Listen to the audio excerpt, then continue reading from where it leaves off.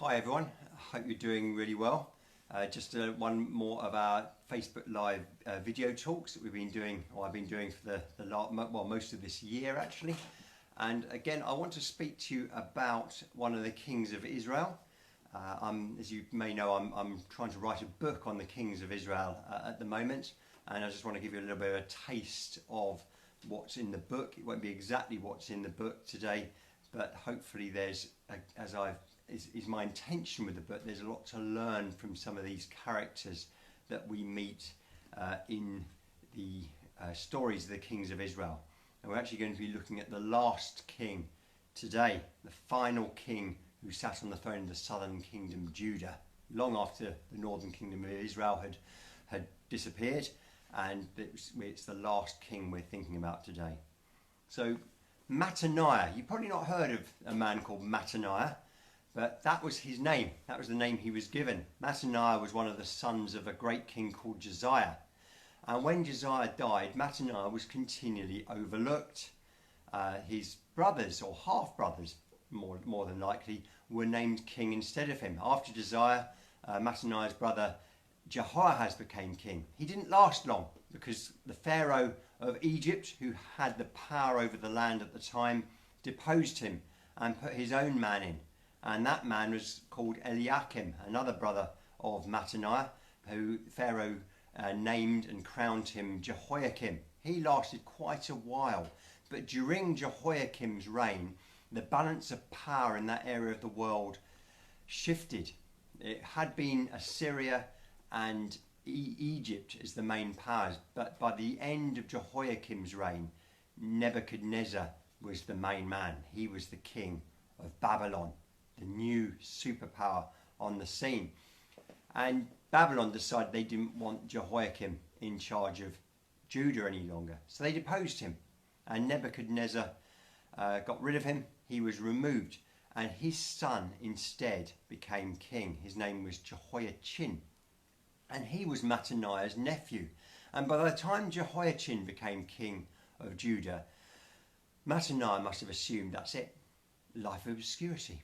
A life of plenty. He was a member of the royal family after all. It is a privileged position to be in, but nonetheless a bit of a footnote to history. Very obscure position he was in, a bit like the members of the royal family in England who have absolutely no chance of ever ascending to the throne. Just an irrelevance really. That was what he was. However, after only a few months of Jehoiachin's reign, whether he did something to upset Nebuchadnezzar, we don't know. It can't have been that bad, because what Nebuchadnezzar did, he didn't kill him, he took him off into exile to Babylon, actually treated him very nicely. So it must have been a fairly small misdemeanor. And in his place, this is where the big shock comes in, because Nebuchadnezzar decides that Jehoiachin's uncle Mattaniah is going to be the king. That's who his man for the job is. And Nebuchadnezzar renamed Mattaniah with a different name. It was the name Zedekiah, which you might have heard of.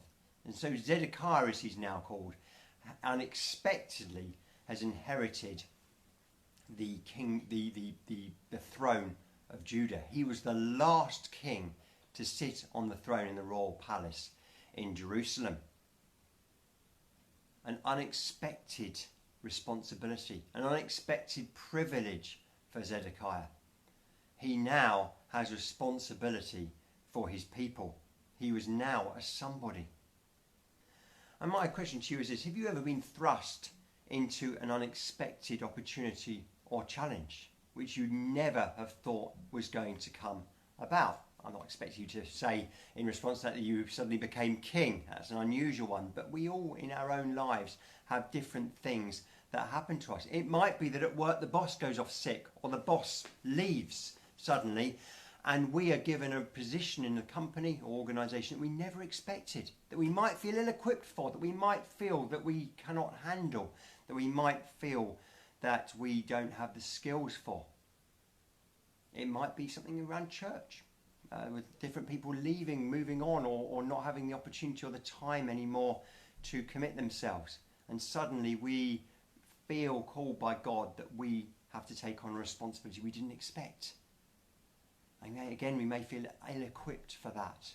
But can I just encourage you here that if something has dropped into your lap like that, and the chances are that God has allowed that to happen, and the definite reality is that he will equip you for it.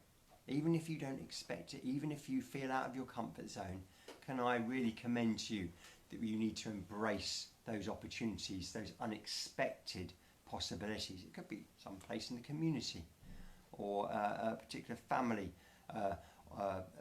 familial opportunity or position as well. But can I commend you to do that and not to resent it, not to unthinkingly or out of fear give it up, but look to use it for the best, for the glory of God and for the best for the people that you may be chosen to serve and to help.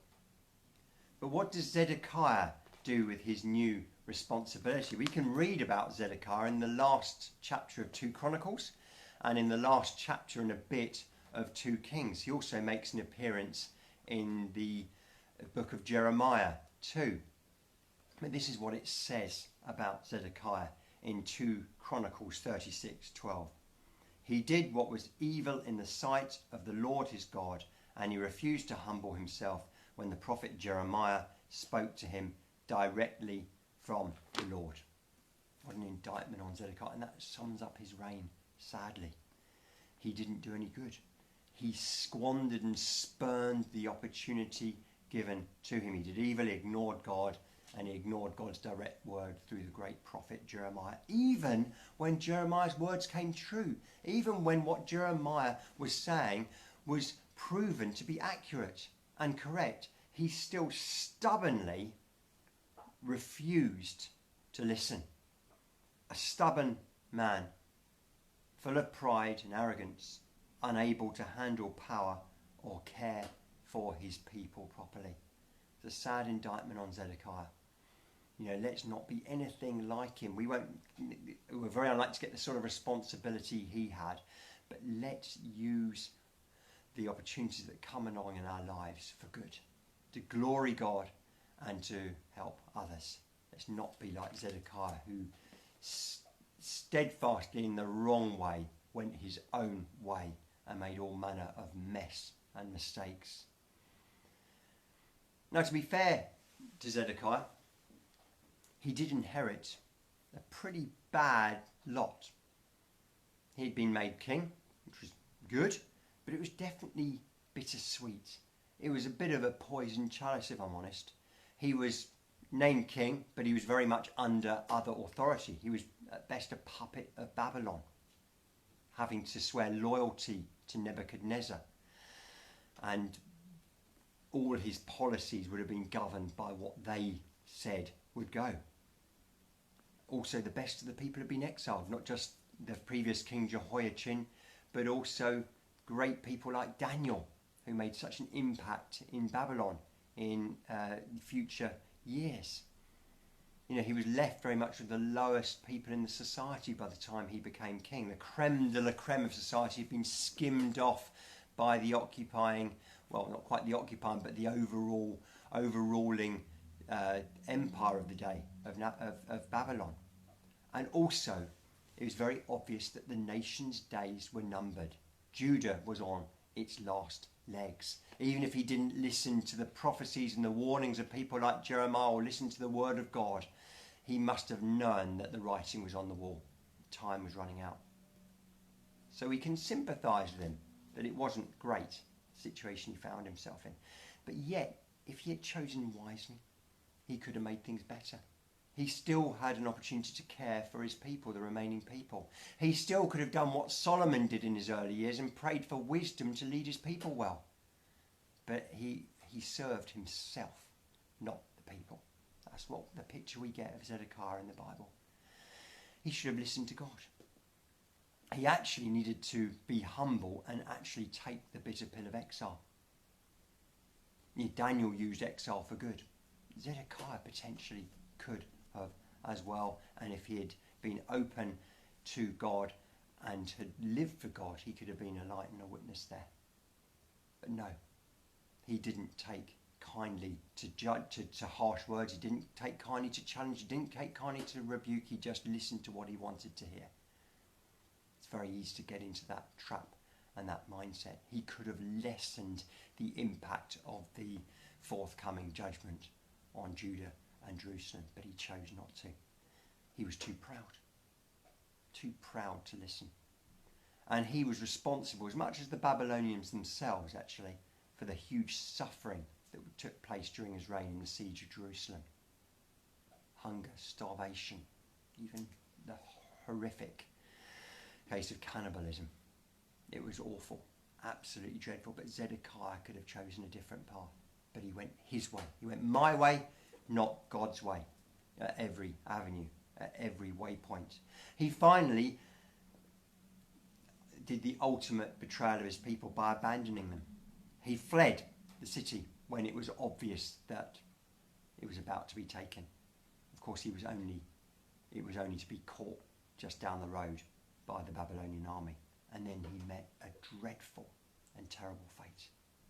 His sons were executed before his very eyes. And then, just so that he would always remember those horrendous images, his eyes were gouged out. Utter, awful cruelty.